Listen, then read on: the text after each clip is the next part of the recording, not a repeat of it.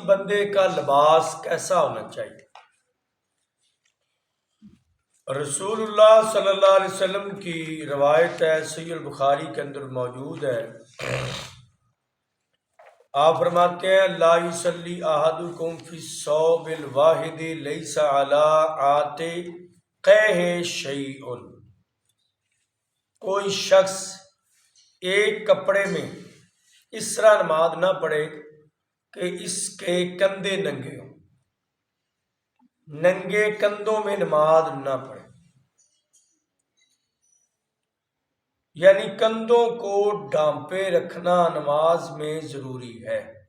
ننگے کندھے ہوں نماز نہیں ہوتی۔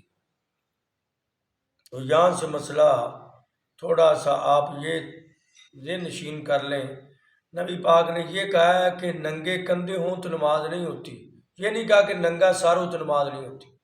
ننگے سر نماز ہو جاتی ہے، ہاں نماز میں سر کو ڈھانپ کر رکھنا یہ افضل ہے۔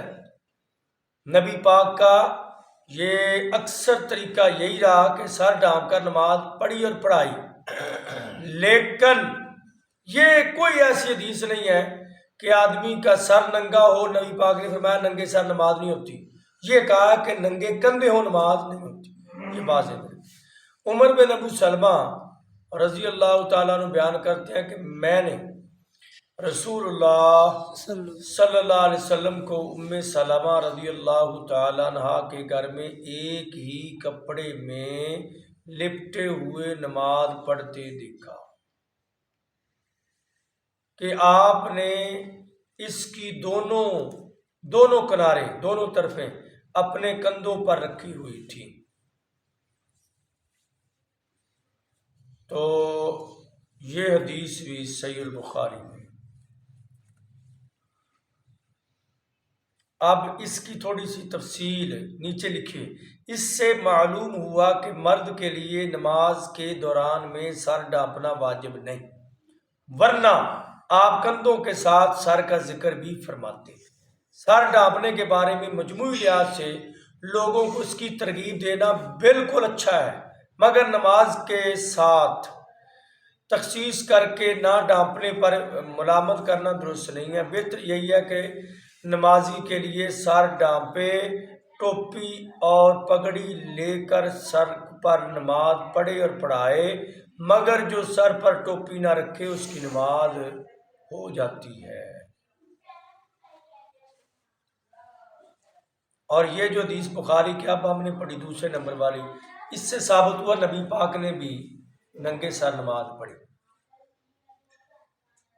ایک کپڑا تھا، عمر بن سلمہ کہتے ہیں ایک کپڑا تھا، اور ایک کپڑے کو پتہ کیا کیا کہ ایسے کنارہ لے کے ادھر کر لیا اور ادھر کر لیا، دونوں کو لمبا کپڑا تھا، ادھر کندھے ڈھانپے سر نہیں ڈھانپا، ایک ہی کپڑا تھا یہ۔ یعنی کپڑا ایک ہو تو مجبوری میں ننگا سر تو ہے نا، ہاں یہ ہے کہ کپڑے ہوں پھر نہ ڈھانپے، ایسا تو نبی پاک نے کبھی نہیں کیا کہ کپڑا بھی ہو اور وہ سامنے رکھے اور سر پہ نہ رکھے، ننگے سر نماز پڑھے گی تو کہیں نہیں ٹھیک۔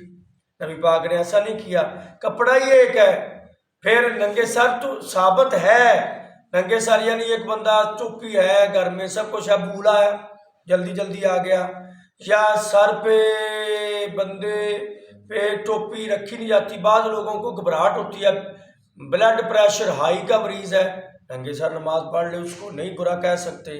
ایک بندے میں کوئی اور مجبوری ہے نہیں سر پر رکھ سکتا، مجبوری میں تو ٹھیک ہے، لیکن جب کپڑا بھی ہو مجبوری بھی نہ ہو پھر سر کو ڈھانپنا یہ افضل ترین ہے۔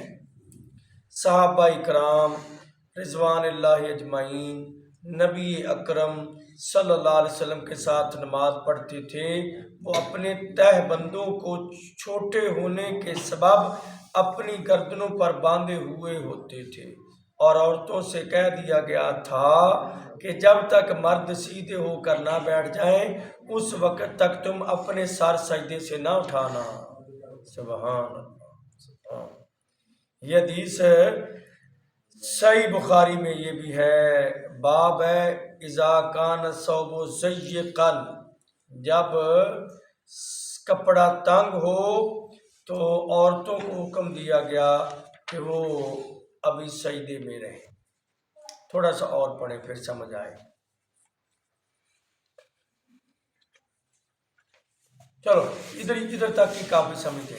یہ اس سے یہ اندازہ لگا لیں کہ اصل میں یہ اس وقت تھی جب بڑی حالت صحابہ اکرام یا مسلمانوں کی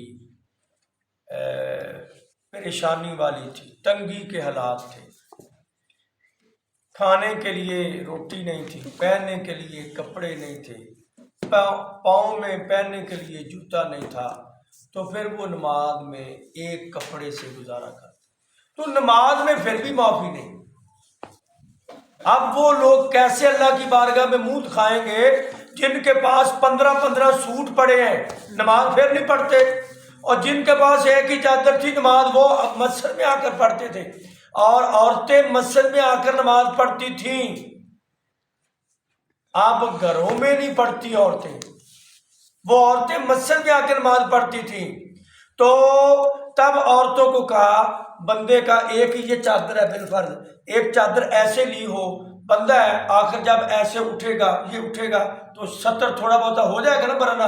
عورتوں کو کہا جب تک بندے سیدھے ہو کر نہیں نا بیٹھ جاتے ایسے اچھی طرح کپڑا اپنا، تب تک تم نے اپنے سار سجدوں سے اٹھانے ہی نہیں، تاکہ تمہاری نظریں کہیں نہ آگے پیچھے ہوں. یعنی پردے کا بھی حکم اچھی طرح دیا، اور نماز میں بھی مردوں کو اور عورتوں کو کوتاہی کرنے کی اجازت نہیں دی.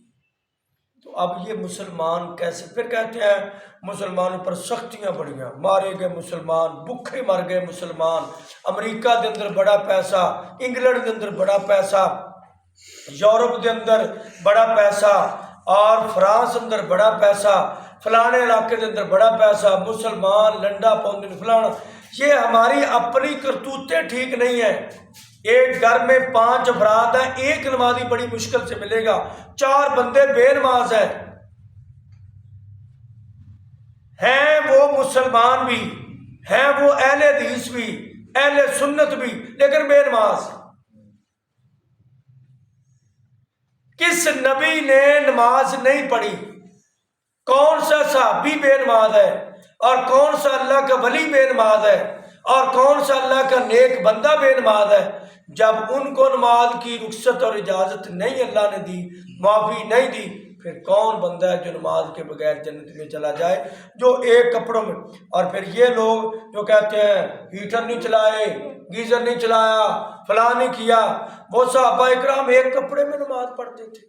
اور حدیث میں آتا ہے نیچے کینکریاں پتھروں کی، نکیلے پتھر، تو جب سجدے میں جاتے وہ ایسے چبھ جاتی، بعد صحابہ کے خون نکل آتا، پھر وہ ایسے کرتے، ایسے پدرا کر لیتے، لیبل کر لیتے، نوک نہ چبھے، تو بعد ایسے بار بار کرتے. آپ نے فرمایا بار بار نہ کرو، بس ایسی ادھر اللہ کی رحمت آتی ہے، اس کو پیچھے کرتے ہو نہ کرو، ایک مرتبہ آہستہ کر لو. پھر بھی وہ نماز پڑھتے تھے پتھروں والی زمین پر. اور حدیث میں آتا ہے کہ بارش پڑتی تو اوپر سے پانی بارش کا چھت ٹپک پڑتی، چو پہنتی، پھر بھی وہ نماز پڑھتے. کبھی شکوہ نہیں کہ اللہ کے نبی اللہ کی نماز پڑھنے آتے ہیں، مسجد میں چھت بھی صحیح نہیں، ادھر اے سی نہ چلے تو سر مسجد کو سر کے اوپر اٹھا لیتے ہیں، ابھی یہ اے سی نہیں چلائے، لگایا کس لیے، اتار کے باہر پھینک دو. ایسی باتیں اچھی نہیں لگتی، ہمیں نہیں کرنی چاہیے. یہ کوئی بندہ کسی کا ملازم نہیں ہے اللہ کے گھر میں. اللہ کے گھر میں جو بھی ہے اللہ کے گھر کی خدمت کرتا ہے. آپ بھی اللہ کے گھر کی خدمت کرو. اور کسی پر روب چلانا، کسی کو برا کہنا، ڈانٹنا اپنی نماز کو خراب کرنے کے مترادف ہے. لہذا جو خدمت کرتا ہے اس کی حوصلہ افزائی کرو. آپ نے بڑا اچھا کیا، آپ نے لائٹیں لگائیں، اے سی لگایا، پنکھے لگائے، اللہ آپ کو دعا دو ان کو. آپ ان کی حوصلہ افزائی کرتے وہ کہیں بھی آج کے بعد ہماری توبہ، ہم نہیں کوئی نیکی کا کام کرتے. ایسا نہ کرو. اللہ تعالیٰ آپ کو سمجھنے کی ہمیں سمجھ دے.